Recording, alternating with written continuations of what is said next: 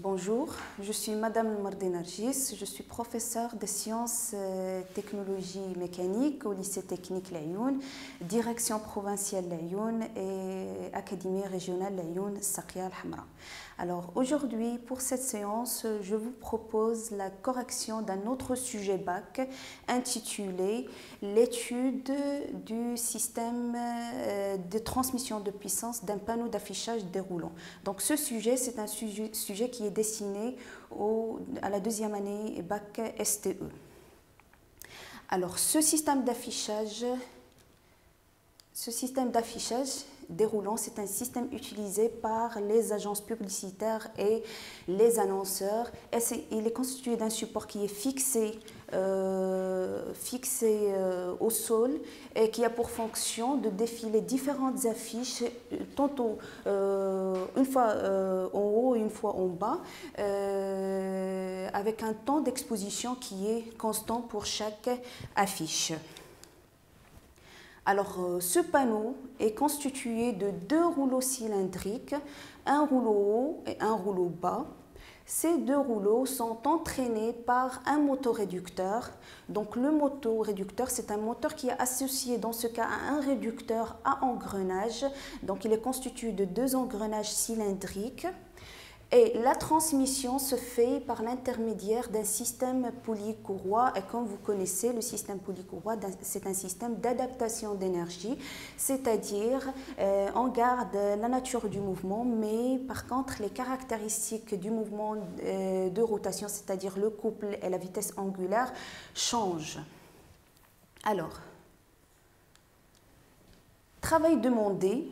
Le travail demandé, c'est qu'on désire adapter la fréquence de rotation à la sortie du moteur à la fréquence de rotation du rouleau pour obtenir la vitesse moyenne de défilement des affiches de 0,37 mètres par seconde. Ça veut dire que pour une seconde, vous avez un déplacement de l'affiche de 0,37 mètres.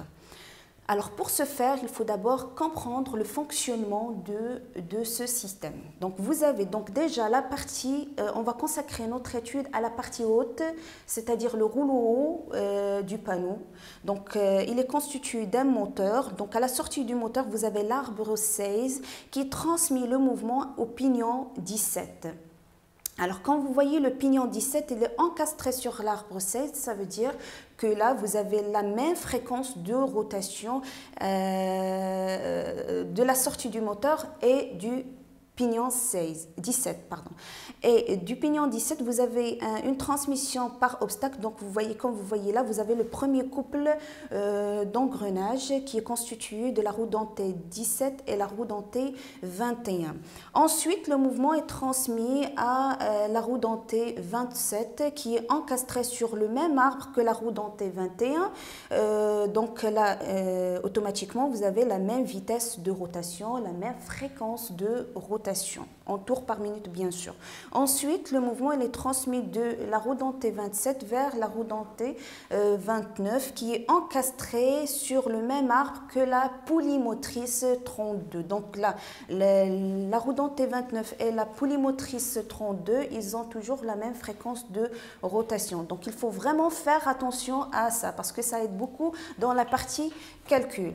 Ensuite, le mouvement est transmis de la roue motrice 32 à la roue réceptrice, à la poulie, de la poulie motrice 32 à la poulie réceptrice 38 par l'intermédiaire d'une courroie. Donc, il s'agit d'un système polycourroie. Ensuite, le mouvement est transmis vers le rouleau. Alors, comme vous voyez là, le rouleau, il est encastré sur le même arbre que la poulie réceptrice 38. Ça veut dire que la fréquence de rotation du rouleau haut est la même que la fréquence de rotation de la poulie réceptrice 38. Alors, données du sujet, ils ont donné la fréquence de rotation à la sortie du moteur, donc N16, qui est égale à 518 tours par minute.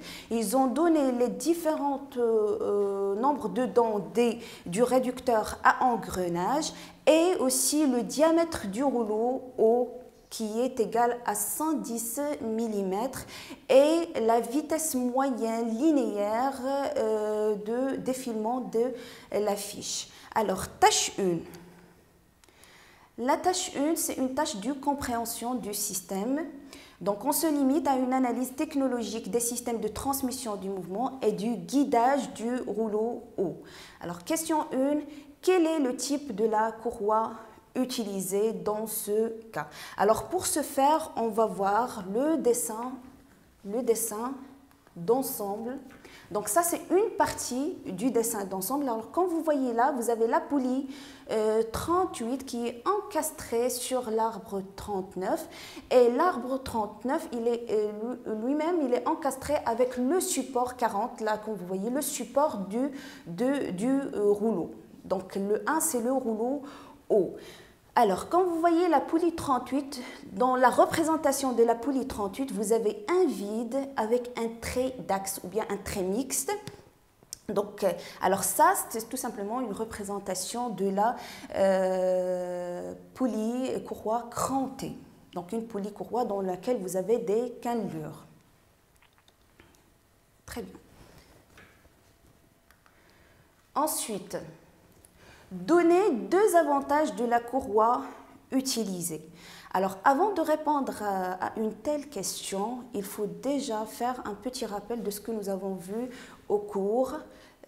Alors, déjà, un système poulie-courroie, c'est un système d'adaptation d'énergie qui permet la transmission de l'énergie mécanique de rotation entre 2 axes qui sont éloignés. Donc là, dans ce cas, on peut jouer sur l'entraxe. La transmission par système poulie-courroie, c'est une transmission par adhérence. Et l'inconvénient majeur d'une transmission par adhérence, c'est le glissement. Alors, pourquoi le glissement, c'est un inconvénient? Tout simplement parce que vous avez, qui dit glissement, dit une perte dans le rapport de transmission. Donc, une perte de vitesse, ça veut dire une perte dans le rapport de transmission ou bien le rapport des vitesses. Alors, les différents types du système poulie-courroie, vous avez la courroie plate, vous avez la courroie trapézoïdale, la courroie ronde, la courroie striée et vous avez la courroie aussi crantée comme vous voyez dans ce cas. Alors, tous les premiers types, vous avez une transmission par adhérence, donc là, glissement. Alors, pour remédier à ce problème, on a opté pour la courroie crantée. Donc déjà, premier avantage de la courroie crantée, c'est que vous n'avez pas de glissement. Deuxième avantage, c'est que la transmission de puissance, elle est grande. Donc, un système poulie-courroie cranté permet de transmettre une grande puissance. Et troisième avantage, si vous voulez, c'est que la transmission, c'est une transmission qui est silencieuse. Troisième question, c'est de compléter le tableau des liaisons. Alors, ça, c'est un tableau qui montre les différentes pièces, donc la liaison entre les différentes pièces, le type de cette liaison, est-ce qu'il s'agit d'une liaison encastrement, pivot, rotule, etc. Le symbole, donc il faut représenter le symbole de la liaison et il faut déterminer le moyen par lequel on a réalisé cette liaison. Donc, tout simplement, il faut déterminer le repère de cette liaison. Alors, pour ce faire, on va toujours voir le dessin d'ensemble. Alors, la liaison, première liaison, c'est la liaison entre le 39, la pièce 39 et la pièce 40. Alors, la pièce 39, c'est l'arbre, donc c'est la liaison entre l'arbre 39 et le support du rouleau 40. Alors, comme vous voyez, la liaison, c'est une liaison encastrement qui est réalisée par la vis 41. Donc là, effectivement, vous avez 3 vis à tête hexagonale qui sont disposées sur un angle de 120 degrés. Donc déjà, première liaison, c'est une liaison. Donc c'est une liaison encastrement. Le symbole de la liaison encastrement est le suivant. Donc la première pièce et vous avez la deuxième pièce qui est encastrée avec un petit triangle noirci. Le moyen pour réaliser cette liaison, c'est la vis, comme vous avez vu là, c'est la vis 41. Donc vis 41. Mais en réalité, vous avez 3 vis à tête hexagonale. Alors la liaison entre la pièce 38 et la pièce 39, Quand vous voyez là, la pièce 38, c'est la poulie réceptrice qui est crantée et la pièce 39, c'est l'arbre. Donc, on veut déterminer la liaison entre la poulie motrice et l'arbre. Alors, comme vous voyez là, c'est une liaison qui est encastrement réalisée par la clavette, donc la clavette qui permet d'éliminer la rotation, donc la rotation de 38 par rapport à 39, et la translation là, elle est éliminée dans ce sens par l'épaulement et dans l'autre sens par la pièce 52 qui est une entretoise, la bague intérieure du roulement et vous avez là la pièce 59 et la pièce 58, c'est l'écrou à encoche et sa rondelle frein. Donc, deuxième liaison, c'est une liaison toujours encastrement.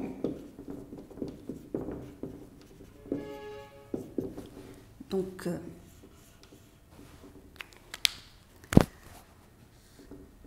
la liaison encastrement réalisée par les pièces 57, donc la clavette 57, l'entretoise 52, le roulement 54 et l'écrou à encoche et sa rondelle frein 58 et 59. Troisième liaison, c'est la liaison entre la pièce 39 et la pièce 60. Alors, toujours entre l'arbre et la coquille 60. Alors, quand vous voyez entre l'arbre et la coquille, vous avez un roulement. Et qui dit roulement dit une liaison pivot. Donc là, vous avez une liaison pivot. C'est une liaison pivot. Donc, on commence toujours par l'axe. Ensuite, on complète la liaison. Et cette liaison pivot est réalisée par le roulement 60, par la pièce 60 qui est un roulement. Très bien.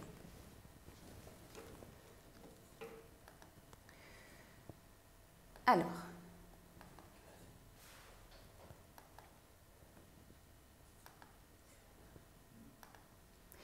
tâche 2. Donc la tâche 2, dans la tâche 2, on va déterminer quelques caractéristiques du système. Alors on se propose dans cette tâche de déterminer les diamètres des poulies, donc les diamètres des poulies qui participent à l'obtention d'une vitesse moyenne de 0,37 mètres par seconde. Et c'est une vitesse, comme j'ai déjà dit, c'est une vitesse de défilement des affiches vers le haut. Alors pour ce faire, calculez la vitesse de rotation N1 en tours par minute du rouleau O. Alors pour ce faire, on va voir le schéma cinématique. Donc ce qui est demandé, c'est de calculer la vitesse de rotation, donc la fréquence de rotation du rouleau O. Alors données du travail, données du sujet, c'est quoi? C'est le diamètre du rouleau et vous avez la vitesse linéaire qui est égale à 0,37. Donc avec un tel diamètre et une vitesse, on peut calculer la vitesse angulaire du rouleau O. Et si on connaît la vitesse angulaire, on peut tout simplement déduire la fréquence de rotation. Alors, question 1. On sait que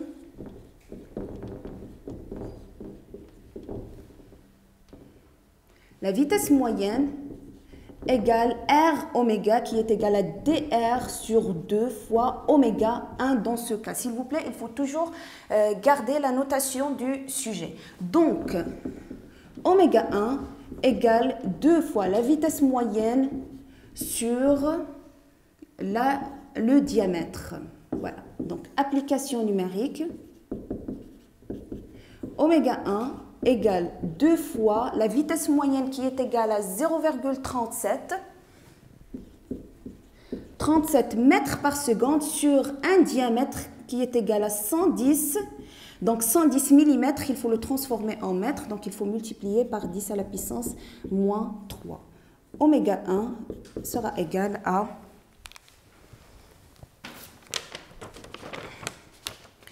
à 6,727. Donc, c'est une vitesse angulaire, c'est en rad par seconde. Alors, on a choisi 3 chiffres après la virgule.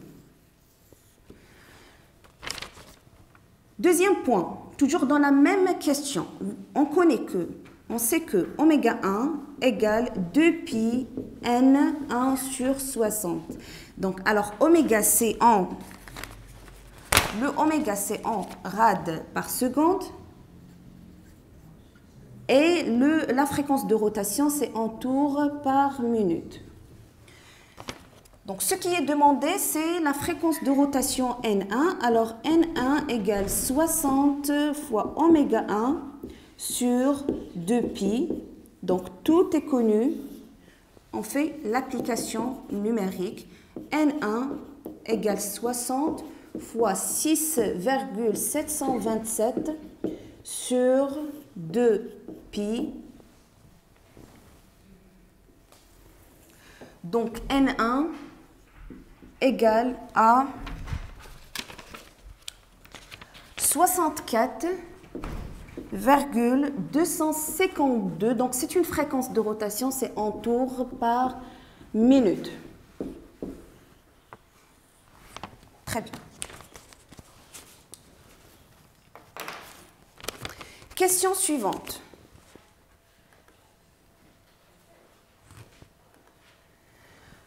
En déduire, donc on a déjà calculé la fréquence de rotation N1, on va déduire la vitesse de rotation N38 de la poulie réceptrice crantée 38. Alors, comme vous voyez là,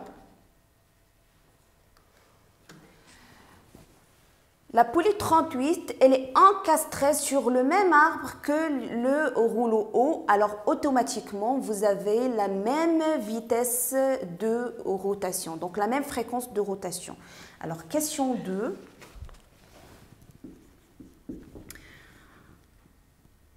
N38 égale N1 égale 64,252 tours par minute. Question 3.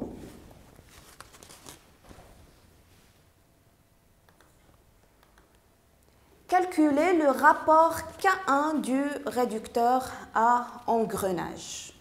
Alors, pour calculer le rapport de transmission du réducteur à engrenage, alors comme vous voyez, ce réducteur, il est constitué de 2 couples d'engrenage.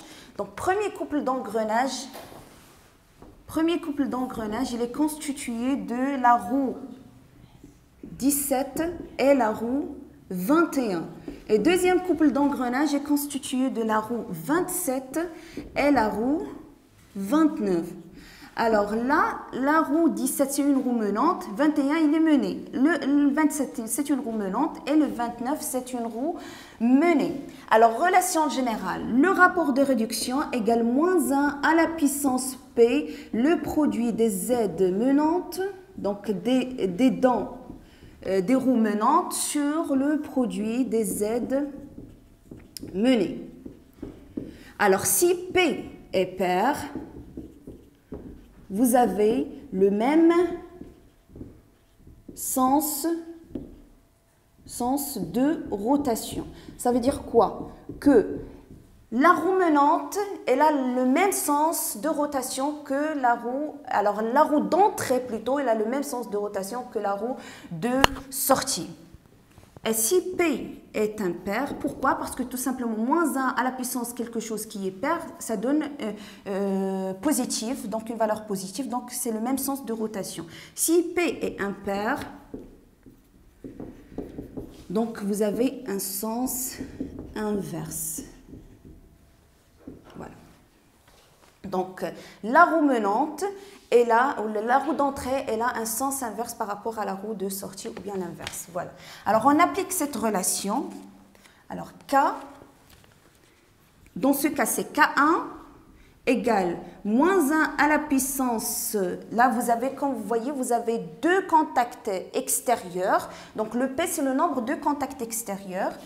Donc, -1 à la puissance 2 fois le produit, fois l'année Z menante, c'est quoi? C'est Z17 sur Z27 fois, sur Z21, donc menante menée, fois Z27 sur Z29. Application numérique, donc application directe, K1 égale moins 1 à la puissance 2, donc c'est positif. Z17, donc Z17 c'est 16 sur 30 fois 12 sur 34. Alors K1 sera égal à 0,188. Donc le rapport de réduction du réducteur à engrenage égale à 0,188. Question suivante.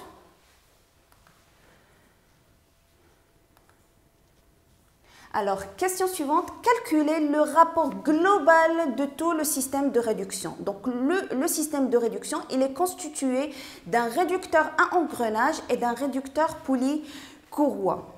Et à la fin, on va déduire le rapport de réduction du K2, donc du système poulie-courroie. Alors, pour calculer le rapport global, généralement, qu'est-ce qu'on fait? On connaît déjà le rapport de réduction du premier réducteur et le rapport de réduction du deuxième réducteur et on fait le produit des deux rapports et ça donne le rapport global. Dans notre cas, le deuxième rapport, c'est un rapport qui est inconnu. Pourquoi? Parce que, tout simplement, on ne connaît pas les diamètres ou bien le nombre de dents, dans ce cas, parce que c'est une poulie crantée, des poulies motrices et réceptrices. Alors, cette piste mène à rien. On va chercher une autre solution. Alors, si on prend le système en globalité, on connaît la fréquence d'entrée de tout le système de réduction et la fréquence de sortie de tout le système de réduction. Donc là, dans ce cas, le calcul, c'est un calcul direct à partir des vitesses d'entrée et de sortie du système.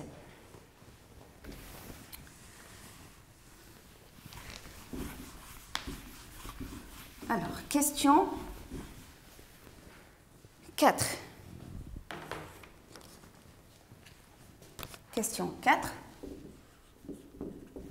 Alors, le rapport global noté KG égale la fréquence de rotation à la sortie sur la fréquence de rotation à l'entrée. Dans ce cas, la sortie, c'est 1 et l'entrée, c'est 16. Donc, N1 sur N16. Application numérique. Donc, KG égale N1. N1, c'est combien? On a trouvé N1, c'est 64,252 sur N16 qui est donné, qui est égal à 518 tours par minute. Donc, 518. Le KG sera égal, donc le rapport global de tout le système de réduction sera égal à 124. 124, voilà. En déduire le rapport de réduction K2, alors KG, le rapport global, égale le rapport de réduction du premier réducteur, là dans ce cas vous avez le réducteur à engrenage qu'on a déjà calculé, fois le rapport K2 qui est inconnu et qu'on veut savoir sa valeur. Alors K2 égale KG sur K1. Donc, application numérique, K2 égale 0,124 sur 0,188. Donc, K2 égale à 0,659. Donc, voilà, on a déterminé le rapport de réduction du deuxième réducteur sans connaître les diamètres ni le nombre de dents. Alors, dernière question.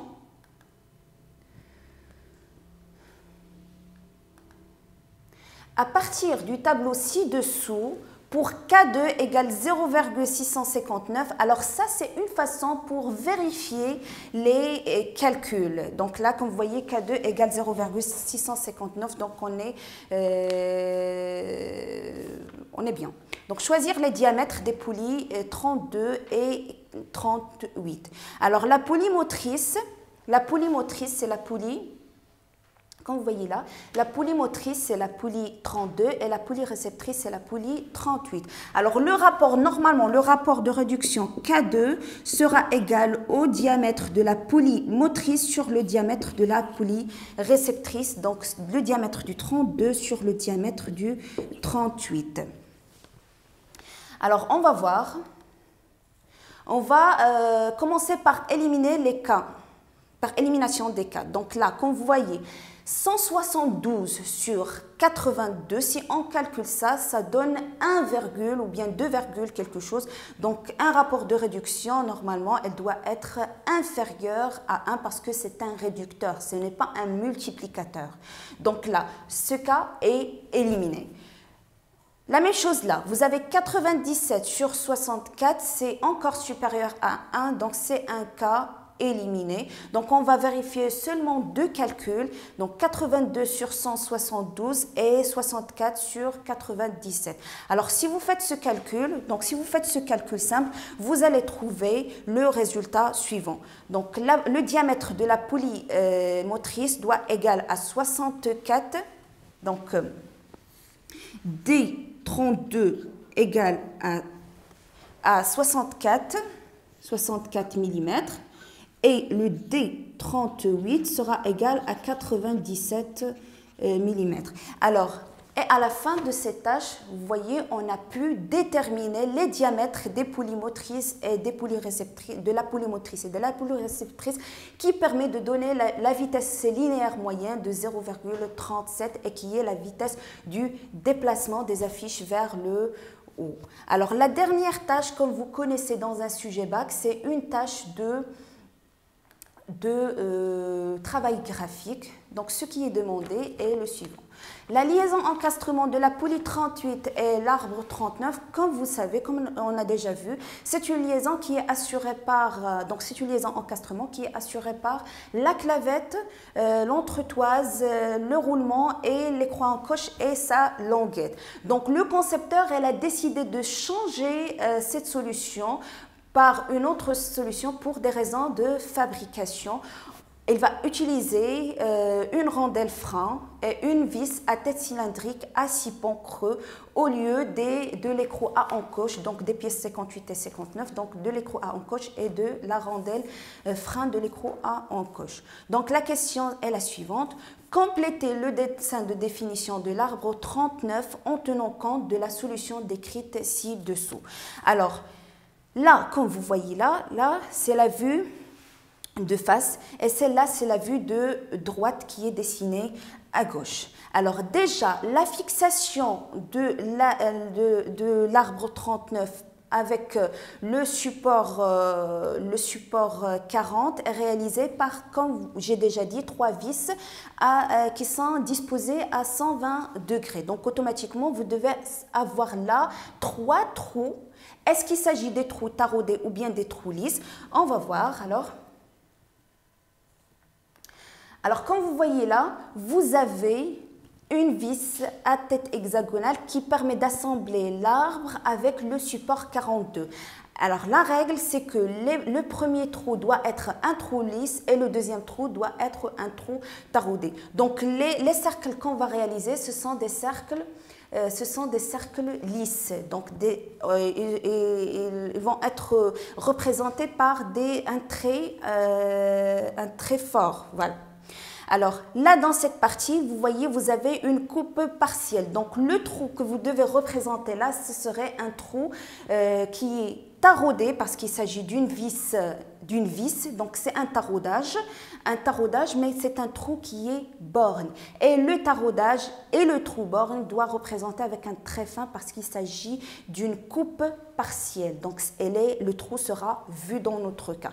Et là, pour représenter ces 3 trous dans lesquels est fixée la vis, donc la vis d'assemblage 41, alors, premier trou sera représenté là, dans ce cas, par un trait interrompu parce qu'il est caché. Et ces 2 trous, ils sont, comme vous voyez là, quand on veut les projeter, ils sont confondus. Donc, là, dans cette partie, on va voir que 2 trous avec des traits interrompus. Donc, pour gagner le temps, je vous ai présenté déjà la solution elle est la suivante. Donc vous voyez là, vous avez un trou taraudé. Donc le petit triangle, c'est la trace du forêt. Le trait là, le trait en noir, c'est le trou qui est lisse. Et le trait en bleu, c'est le taraudage. Et ce trait fort, il représente la limite du taraudage. Vous voyez là, vous avez la rainure. On a oublié la rainure. Donc la rainure à tracer avec un trait. La rainure, c'est le logement de la clavette. Il faut être tracé par un trait fin, un trait interrompu. Et les deux trous là, dans cette partie. Alors, ces cercles, ces trois cercles, ils représentent tout simplement le bout. Donc, voilà, vous avez le premier cercle, deuxième cercle qui sont vus dans cette partie, parce que ça, c'est la vue de droite. Donc, l'observateur, il est dans ce sens. Et vous avez un troisième cercle, le grand cercle là, celui-là, c'est ce diamètre. Et vous avez là un cercle avec un cercle représenté en trait fort, avec un 3/4 de cercle représenté par un trait fin. Cette représentation est réalisée pour c'est une représentation tout simplement de trous taraudés et bornes.